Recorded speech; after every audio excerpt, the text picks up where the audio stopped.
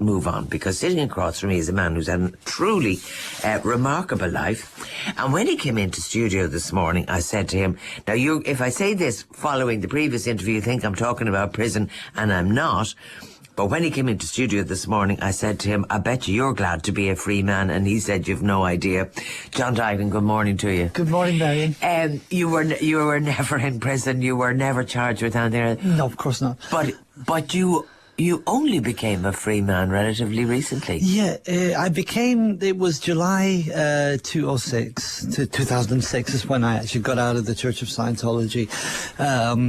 And I can't describe the sense of liberty and freedom that I've got. It's being in that operation, it's a cloying sense of being watched and held and controlled constantly, and your freedom is absolutely, well, you don't have freedom, that's all I can say. Yeah, but you were very senior. I was very senior, absolutely, but you have to understand something about Scientology. I suppose it's like the closest analogy I can think of is things like, I don't know, the FARC guerrillas or Kim Jong's North Korea. You know, it's that sort of thing where everybody watches everybody. It's kind of, it's almost like, you know, the DDR on speed or something like that.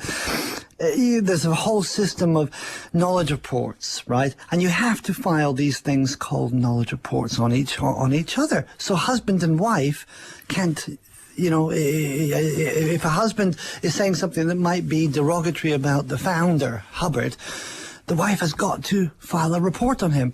And so, you know... And does? And does, absolutely, 100% she does.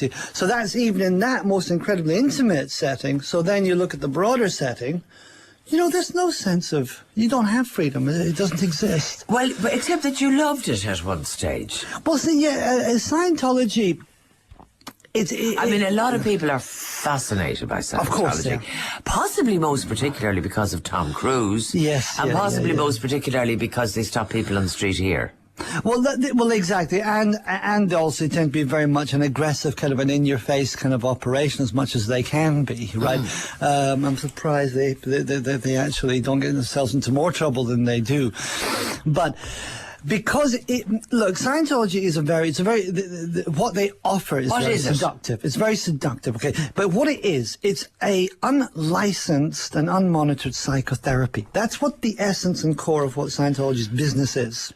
Right? Business, but the religion? Well, the religion that's the window dressing.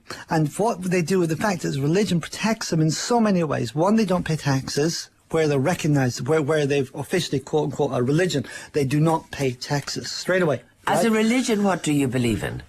Well, you see, you don't believe in anything in Scientology. You believe in going... Well, okay.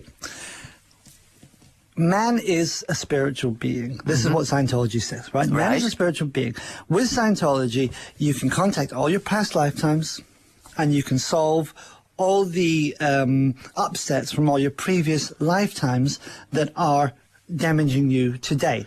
And so the Scientology... So you believe in reincarnation? Oh, absolutely, yeah, absolutely. And your next lifetime, the idea is that if you don't, you know, one thing, you're very heavily sold on, if you don't fix this now, next lifetime you could end up as a beggar or a cripple or well, that's very similar to Hinduism, isn't it? Exactly, yeah. So there's that whole idea, that motif that runs through it. Yeah. The difference with Hinduism and Scientology is that for Scientology to be able to avoid that happening to you, it's going to cost you, and it's going to cost you an awful lot of money, or in my case, an awful lot of my life. The Scientology service, I mean, you're talking at least 50 grand for the first level, at least 50,000 for the first level. And then as you go up the further levels, you're talking about another 150, 200,000. And yet you were being paid buttons all along, so... Nothing. Yeah. No, you felt £5 a week. £5 a week, 15 quid a week sometimes. Yeah. Very lucky, 50 quid a week. Yeah. So, I mean, you didn't have that kind of money to move up through the levels. Oh, we don't know, no, because I was a member of the inner core of Scientology. It was the inner paramilitary, and it's a paramilitary core. And I use the word, I absolutely know what I'm saying when I say it's paramilitary. We use full, we're talking about, we were in uniforms, we did square bashing, we did drilling, I did weapons training. For what? Well, the Scientology's purpose, its goal, his long-term goal is to move into all the world governments. Lots of these crazy religions say, we're going to take over the world. But Scientology is a very definite... Are they going to take them over with guns? Well, not all the SEAG members train with weapons. Some people do. I got an introductory level training course, which involved, sort of being able to handle different kinds of weapons and so on.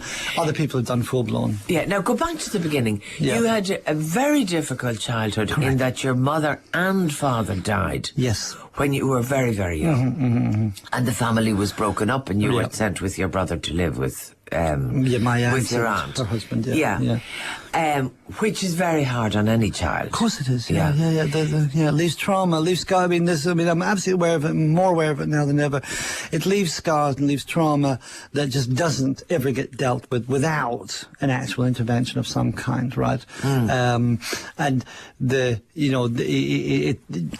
definitely affected me in terms of as I hit my teens, and the teens, as anybody knows, are rough enough in themselves. But then you add that onto it, and all the sense of loss, the sense of isolation, the sense of not really feeling, that you can fit in with anybody. Because we were like parachuted into this family. I mean, they're a wonderful family. I mean, they're just fantastic. But you're still an outsider. You cannot ever, no matter what people want to do, you cannot really be completely integrated with that family, because they're not your parents, it's not your flesh and blood, No matter how kind they are. No matter how good and how wonderful they are, And so by the time I hit my teens, I really had some really, really tough struggles, and pitfalls, and, a very, very difficult time. And at an early age, you decided to go walkabout. Yeah, I suppose it was... It was when I finished my school. I wanted to be an artist, right? That's a dream of sort of, getting because I was doing night classes in the Crawford School of Art in Cork, and the dean there, a wonderful guy. He liked my art. I mean, actually, he thought it was I definitely had potential. But he said, look, you're too young. He said, go out and travel the world. Go and do that. And then come back to me in a couple of years. And fine, we'll take it from there. Right. And of course, fine, that was sounded exciting enough to me, no problem. But my dream was, I'd end up with a little cottage by the West Coast, painting little pictures and selling them to American tourists. That was my dream, just sort of little donkey in the backyard, But, how long were you living in Cork? Let's think. I got there when I was about 11, I suppose, and I left then when I was, I think, 17. Just coming 17 and coming on 18, I think. Yeah. Just checking out the various influences on your accent there. Gosh, bit of Scotland, bit of Cork, bit of American, Canadian. I know, it's horrible mix. So, with that in mind, you went to Canada, and you ultimately ended up in Germany. Yeah, eventually, yeah. And that's where it all started. That's where I met Scientology. That's where I was walking down the street in this attractive, busty South German